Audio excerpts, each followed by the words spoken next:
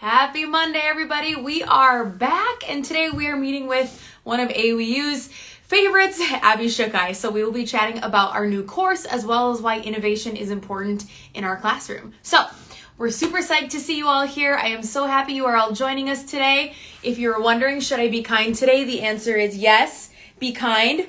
Shirt from Chipper Things. Super. I just thought you couldn't see the bottom of my shirt. So hello, everyone. Nice to see you all. Go ahead and drop into the chat a couple emojis about how your day is or where you are from. And we will get Abby in here in just a second. All right. Abby. All the fun behind. All right, my friends. I hope you are excited to chat today because I also have our sticker for the end of the chat. Hi, Abby. Hello. How's it going, my friend? Good. And I also brought my sticker. Yay! And I don't know what my lighting right now is so good with my sticker that I just want to keep it up here the entire time. No, we could just make them into earrings or something, and we'll just keep or stick them on our. I don't know. Oh my gosh! Actually, one time, I don't remember who, but I saw on because in the master's program they send them a fun box. Oh yeah. And there's some stickers on it, and there was a student who actually made. They weren't quite this big, but they were little AOEU blue stickers or earrings that were. I'm of the smaller ones, this size. Yes. Right? Yes. And I don't know if they just stuck them up there for fun, but they actually looked like earrings. I would definitgoing wear you could rock that. Do you have holographic earrings? I need holographic earrings. Well, and have you seen those? See, we're not going to talk about innovation today. No, this is innovation. Well, this is innovation. It's very impressive. It's very exciting. But have you seen those window clings that are prism? Well, I know you know about them, but there's some you can get that are sticker size, and you just put them on a corner of your window, and then it shoots rainbows all over the room. I feel like you need an AOEU window cling rainbow spreader. Yes, right? I like to see. This is innovation right now. This is live in action. I know. This is what it looks like to just vomit out ideas.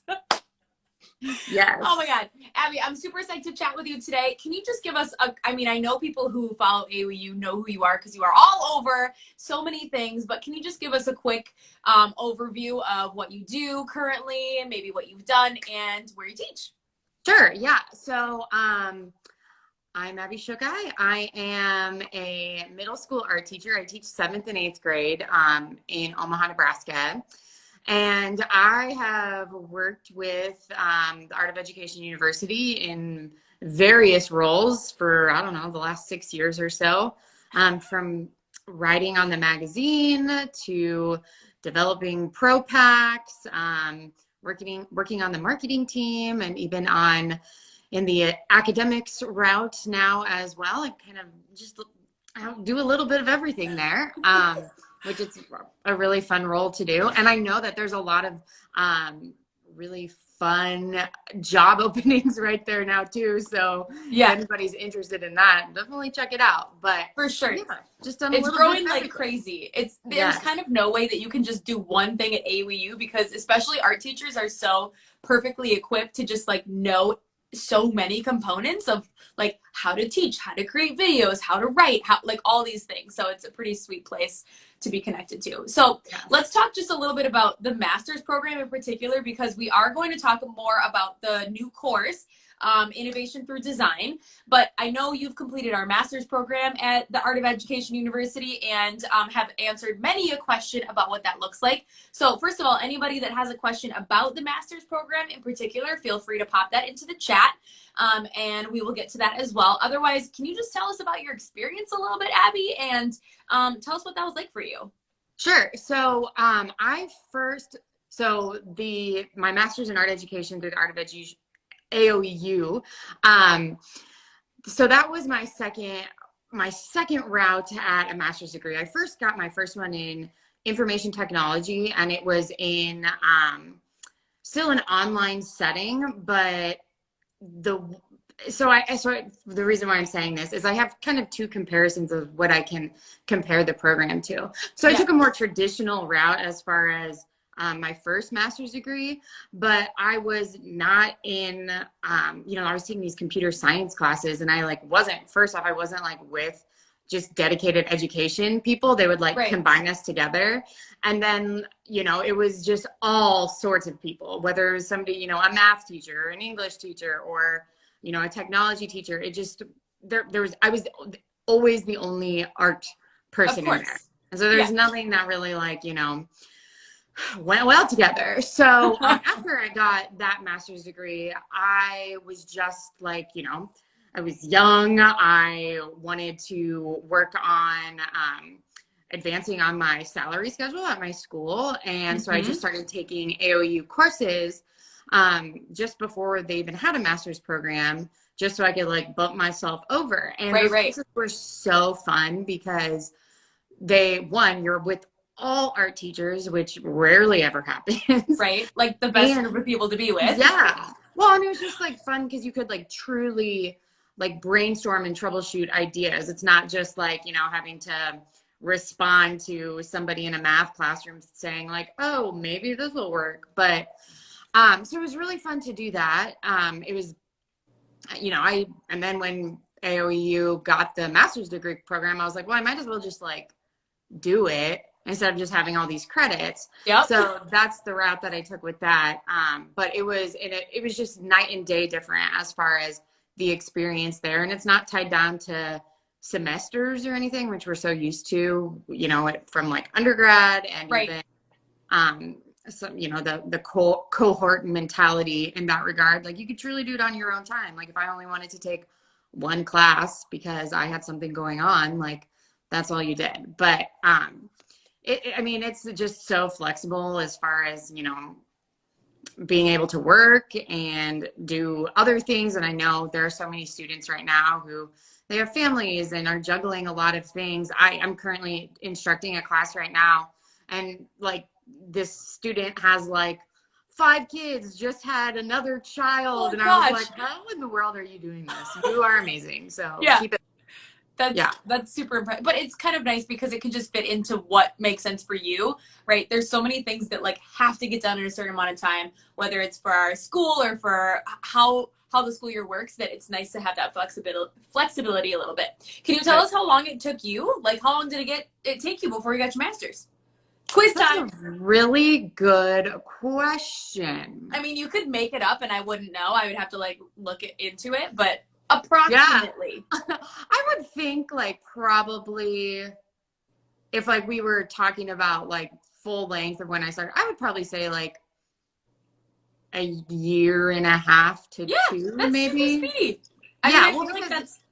Yeah, you would just be because in the summer it's oh, I'm gonna take a couple, but I don't know. I don't think if now I probably took some breaks. Yeah. So if we put it all together, maybe that's the time. I don't know. Math is I love it. And I'm sure that there are other students in the program, because tell us how many students there are right now and how many graduated, right? Oh, you might not know that number, but we just had our first graduation this summer, right? Yes. So it was 200 and some new graduates. Not quite that many. There's going to be a bunch this go around. I think there was 40 or 50. Oh, right, for the first round. But now this next year is going to be a lot, and there's almost 800 students in the program, which is I love wild. It.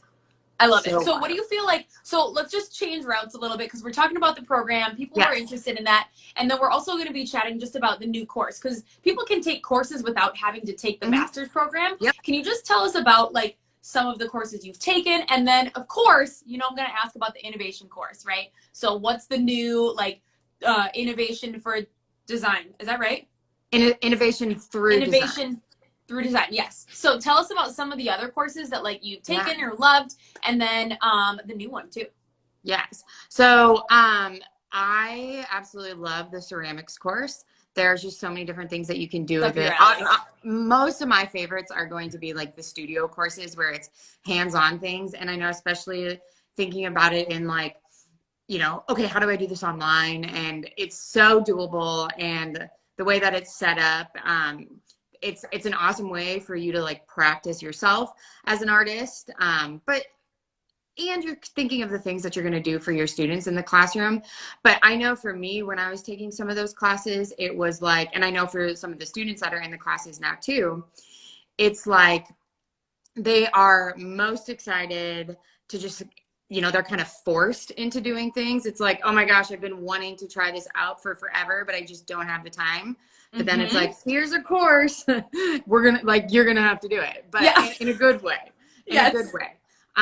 So definitely the ceramics course. The graphic design course is really, really cool. That one, you develop a lot of your own skills as, and I know like something that's really cool about that is some of those students that are in the course are actually, doing freelance work now from cool.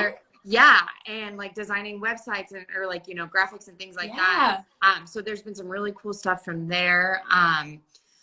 The designing your art curriculum course is a really great one to like hone in on that. And that course has just been revised and it's really awesome. But the watercolor course is one of my absolute favorites as well.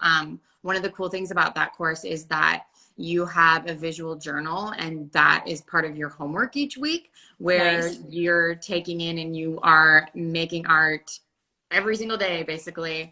And it just helps you kind of develop that practice. So I feel like, just to piggyback off of that really quick, I feel like sometimes having a specific reason to do something, whether it be art making or like revamping your curriculum or whatever, that's really, in my opinion, that's super hard to do without an external motivation, right? So when you're doing it for a course, you're like, oh my gosh, I have to like create watercolor art in my journal every day, like so fun.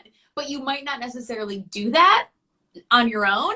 So it's nice to have that reason and also obviously benefit your teaching and you as an artist and like so many huge benefits from it that just come hand in hand. So I just love that, like, just simply having that reason makes it even more exciting. Yeah, you'd have to have some wild intrinsic motivation to get you going on that because especially this year where it's like, I just don't want to do anything more. I just don't want to do it.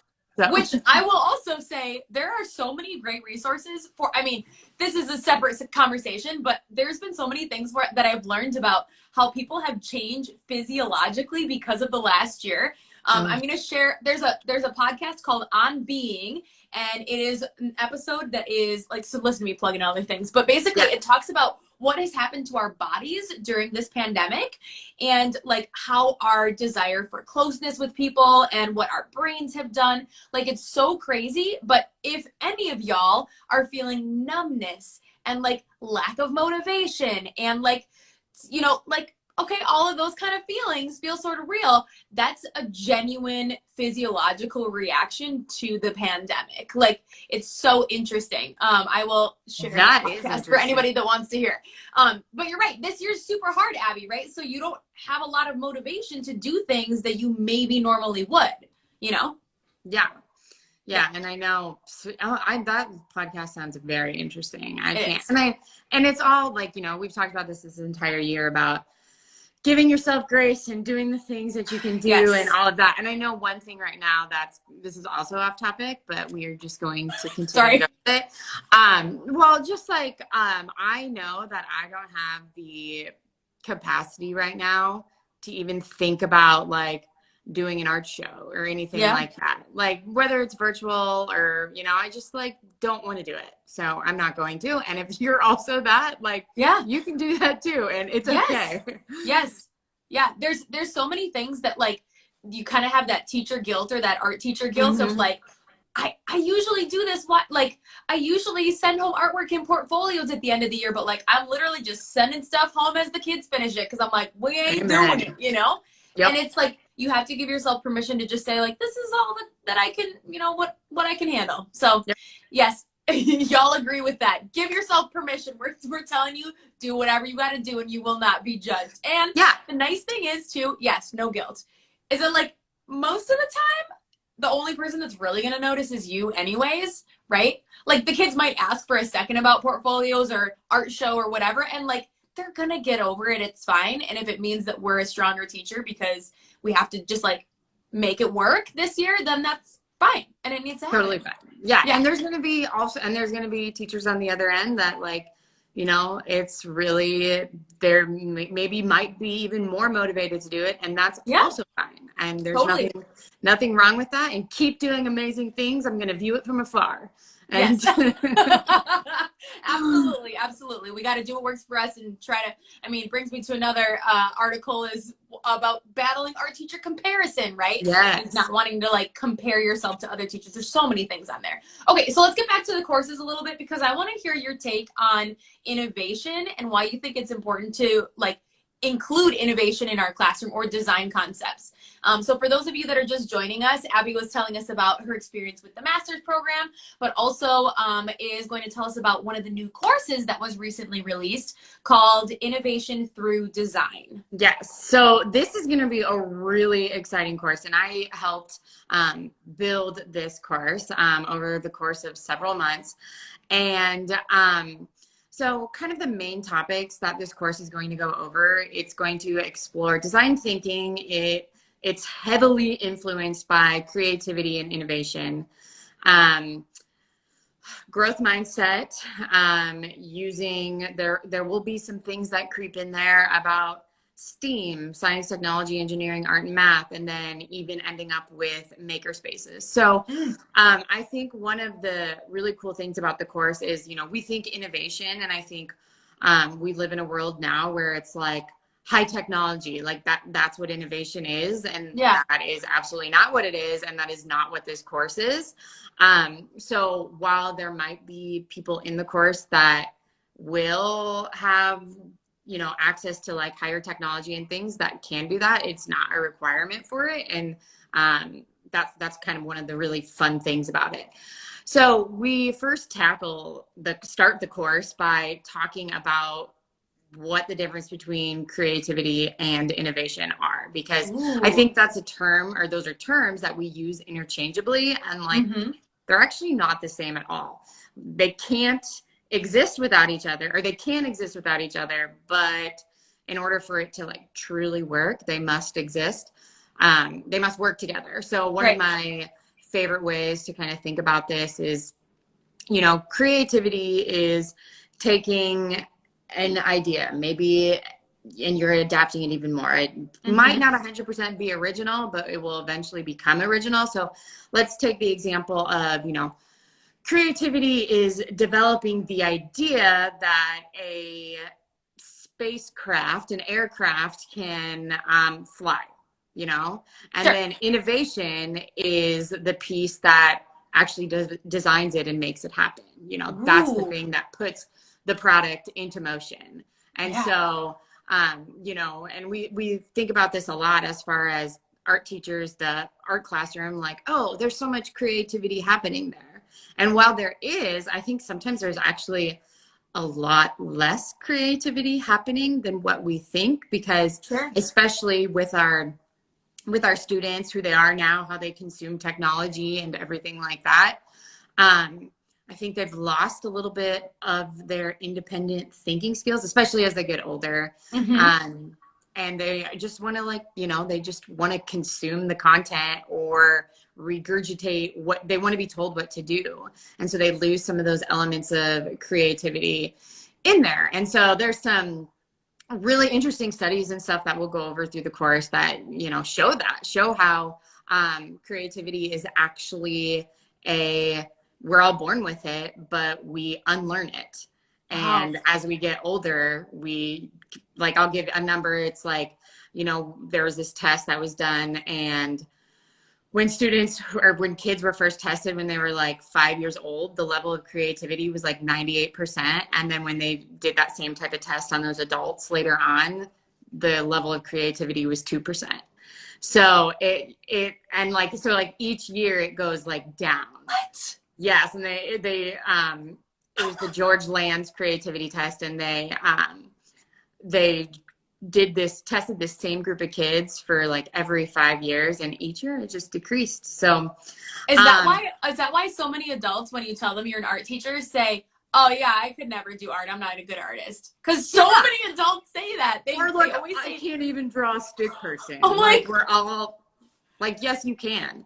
See, and that's exactly that's exactly, you know, what we'll tackle in the course as far as like, you know, that mindset of like the growth mindset, the things that, you know, growth versus fixed mindset. But even the other things where, you know, we have talented kids in our classrooms, you know, there will be kids that can come in and you're like, they just pick up the skill, like right away, you know, if you're like, okay, draw this apple sitting on your table. There are going to be some kids who can do it and just, you know, it looks exactly like the apple sitting on the table, but that's not creativity. And sometimes I think creativity is a skill, but it's different than just having a drawing skill. You know, if you know, you'll also have that kid who, you know, draws the apple on the table, but it might not look like an apple, but it's turned into an apple that is flying on the back of a dinosaur who like, you know, whatever, you know, so that's creativity at work. In a little bit of a different way. So yeah, those are some of the things that we will, actually that's like one of the things we'll tackle in the first week. But some of the other things that are exciting about the course is that it's not, when we created this course, I was given permission to maybe have some untraditional types of assignments. Sure. So like, you're not going to be like writing papers or anything like that, because that would be boring. We don't have time for that. No. But there's a lot of really cool challenges within the course. Ooh. You know, like you have 3 things. Here's your constraints. Here's your limitations. And I'm really excited about it because all of the students in the course will like get some of the same prompts, but none of the answers are going to turn out the same, which is going to be really, really, really cool. Really cool. Yeah, that sounds super amazing. Yeah, there's just a lot of things. I could probably talk about it forever. Well, just because I was, you know, knee deep in this for a while. But then one of the other things we talk about too, that applies to all of this is the growth mindset and kind of failing forward and working through failure. And I know that is something that our students have difficulty maybe coping with, or especially during this year where, you know, there's a lot of things going on and they come in and they're just like, I can't do this, or they don't want to do this, and they're coming into the art room with a fixed mindset. And so using all of these components together with creativity, innovation, design thinking, it's all going to come together and just kind of blossom into this awesome little amazing thing. So I'm going to be teaching the first course, and so I'm excited. Yay! That's going to be running May 1st, which is soon. Are you ready? No. No, I actually, yes, I'm ready for May to get here because I'm ready for summertime. Obviously, yes, absolutely. But I love hearing too that like the homework and the content is going to obviously be innovative as well, right? Because we don't want to be doing traditional work and all these things. It's like, let's use that practice to then make something that makes sense with the course. I know in kind of that quick blurb talking about the course that was posted on Facebook, you mentioned like the stages of design thinking. And I know like I sometimes don't even think about all those components. It's kind of like, you know, the scientific method or whatever, like when it's right inside your brain, it's something you use all the time, then you rely on it. But like one of my great friends is a mechanical engineer. So she like knows, like, here, I wrote them down. Empathize, define, ideate, prototype, and test, right? Like those components of how to be a designer and how to think in an innovative way are like first and foremost in this design thinking. But like I don't always think about that in my classroom. So can you tell us just a little bit more about like that design thinking approach and why maybe that might relate to how students could use this to drive their path towards an art career even? Sure. So yeah, we hear about design thinking a lot when it comes to like designing, engineering in that way, or technology or marketing in some of those like design system type of roles. And one of the reasons for that is because design thinking is human centered. You're solving a problem, not to just solve a problem. you're solving the problem based on, you know, the person. You're empathizing Right. with it, which is the first step. So that's when it comes from the human-centered approach. It's what do they need? What, you know, what is going to be the human connection that's going to make whatever I'm doing successful? Right.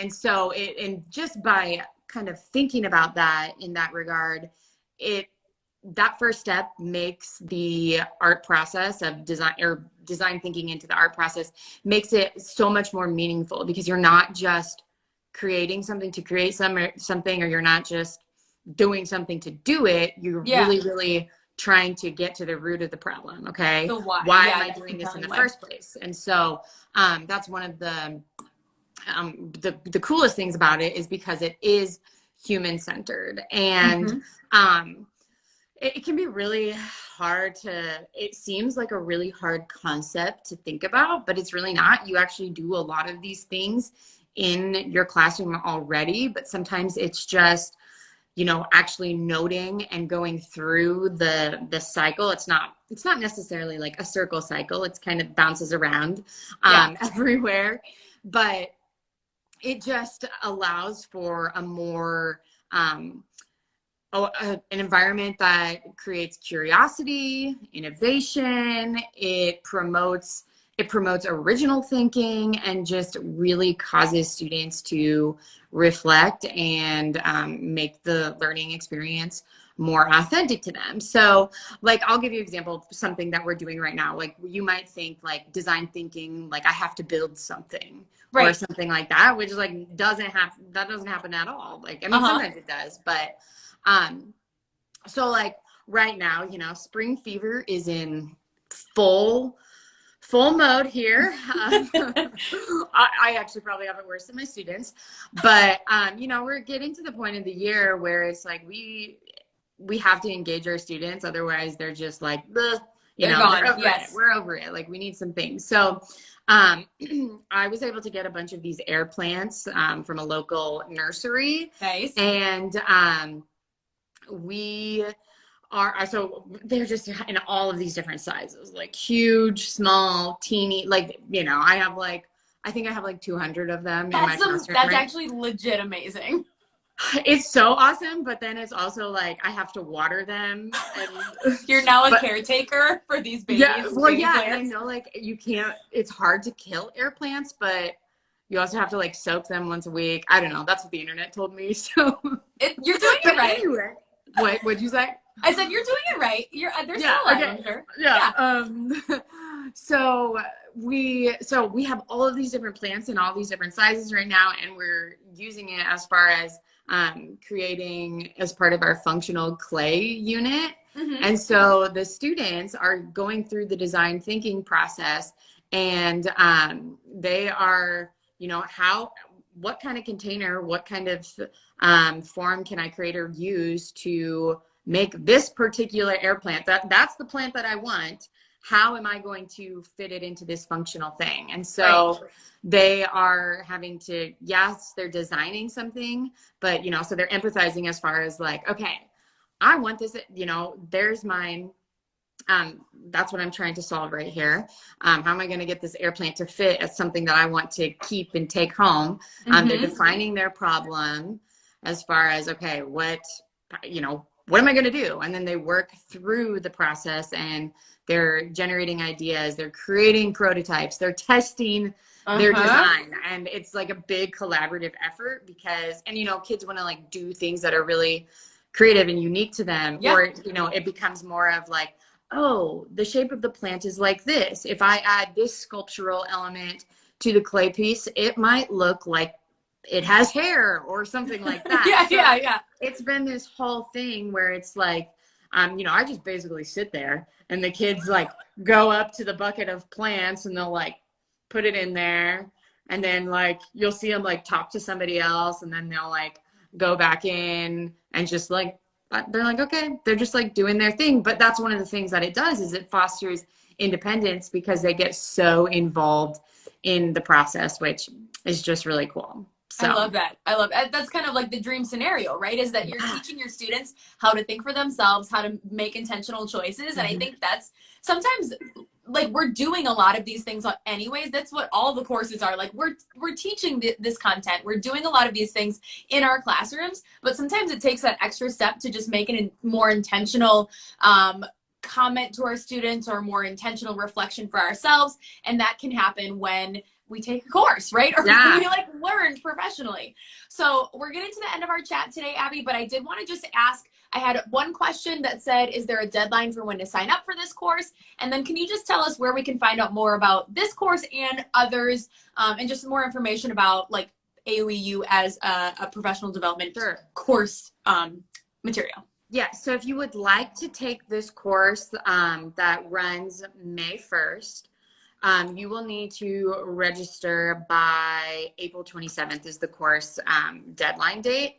But this course will run every 8 weeks. So if you're like, end of the school year, I'm not ready for May, I need it to be June or whatever, then we are going to, it'll run every 8 weeks. You just have to register at the first of the month. Yeah, and then let's see, what was the other thing that you asked me? Just like where else can people learn more about different courses that they can take, or just the master's program in general? The courses page, the courses tab on the AOEU website is a really great one to start with.